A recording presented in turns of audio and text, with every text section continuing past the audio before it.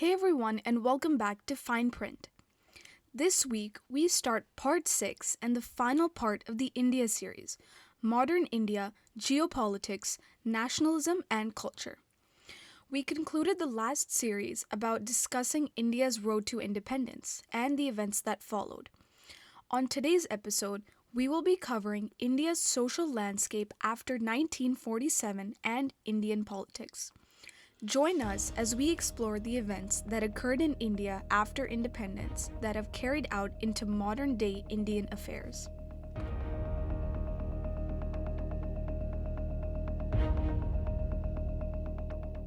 After India and Pakistan became independent nations in 1947, both countries appointed their respective prime ministers following the British political model. Pakistan appointed an earlier All India Muslim League leader, Liaquat Ali Khan, as their prime minister, and India appointed prominent leader Jawaharlal Nehru as their prime minister. Contrary to the common misconception that Muhammad Ali Jinnah was Pakistan's first prime minister, he in fact chose to be Governor General instead. Both Khan and Nehru were prominent leaders in Pakistani and Indian history that are recognized for bringing peace, stability, and prosperity to their respective nations. Liaquat Ali Khan's political career saw many reforms to strengthen the new country. He focused on drafting a Pakistani constitution, which was quite the challenge due to the regional diversity of Pakistan at the time, as well as ongoing mass migration.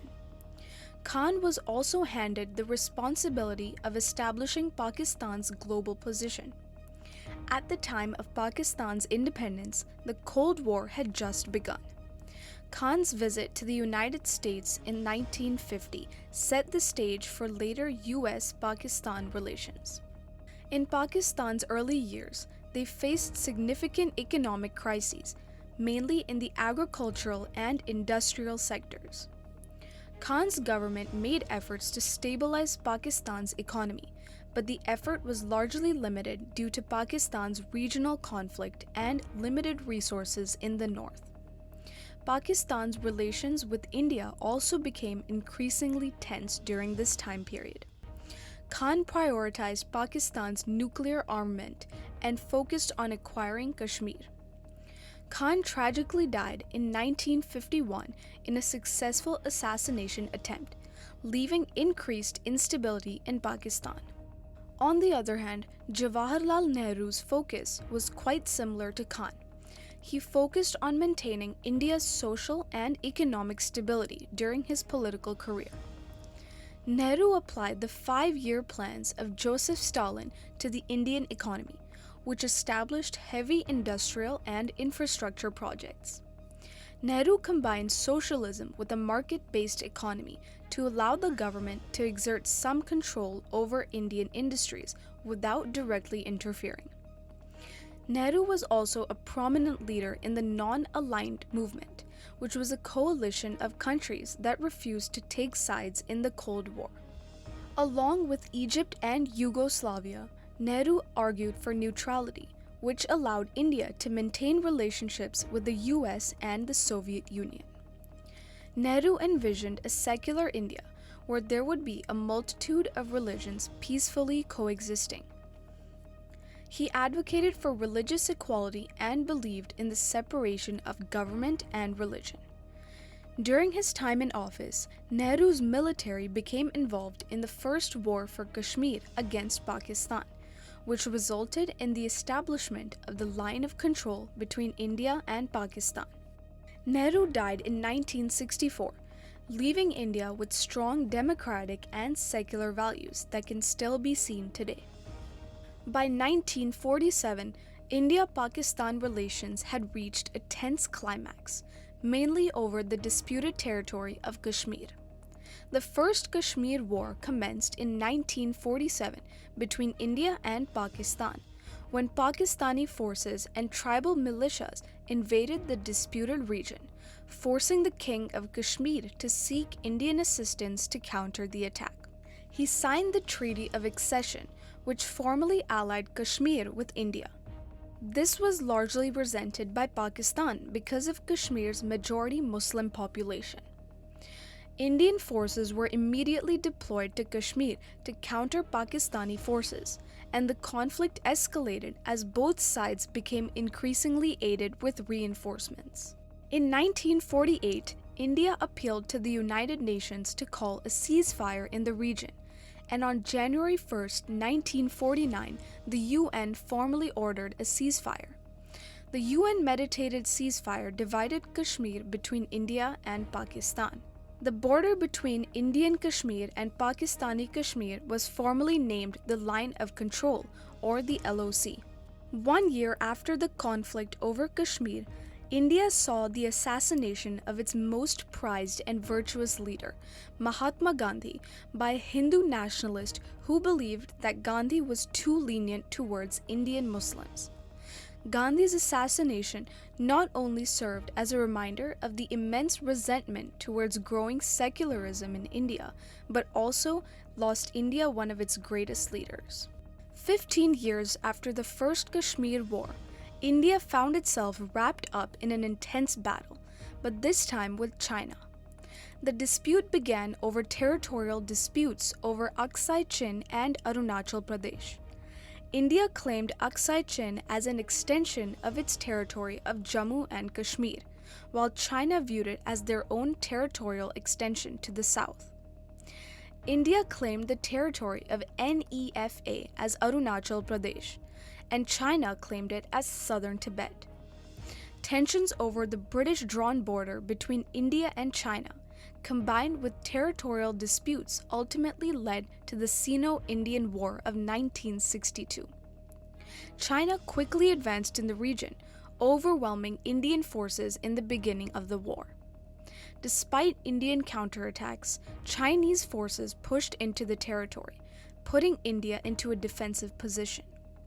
Throughout the war, India was forced to fight the defensive war, with unfamiliar terrain, low resources, and fierce Chinese attacks from the east and the west. On November 21, 1962, after China gained its territories, they began to withdraw their troops from the region, formally ending the war as a decisive Chinese victory. The war gave China access to Aksai Chin, but allowed India to retain control over Arunachal Pradesh.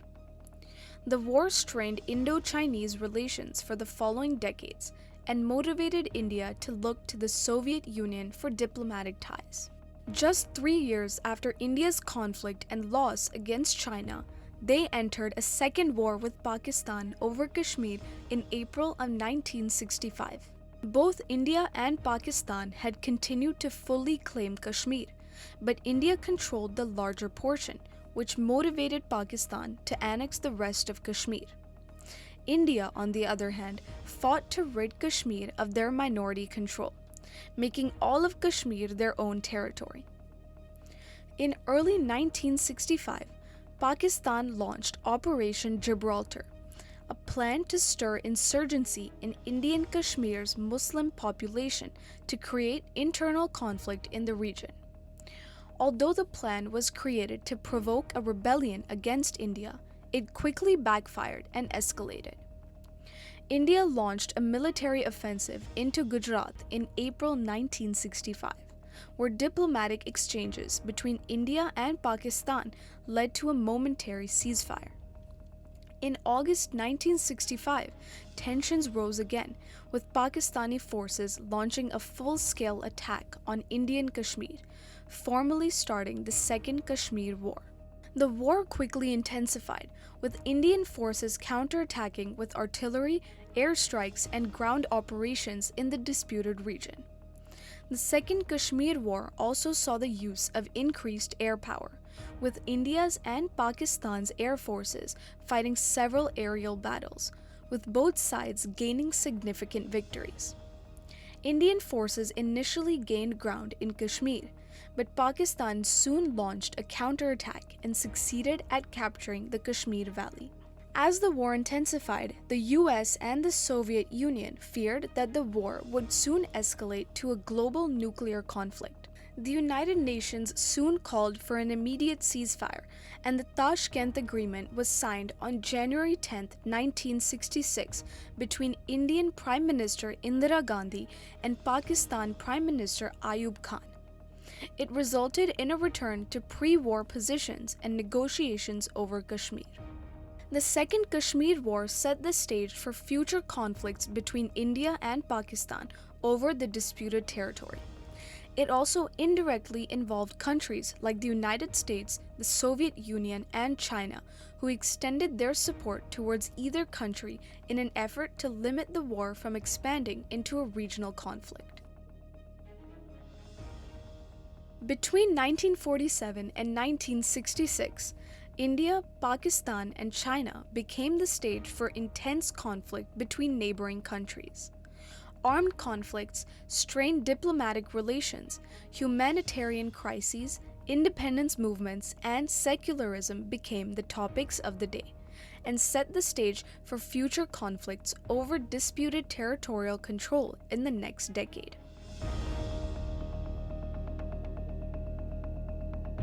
If you enjoyed today's episode, be sure to follow Fine Print for more episodes. On the next episode, we will be covering the Third Kashmir War and the independence of Bangladesh in 1971. Until then, keep following Fine Print and keep reading between the lines.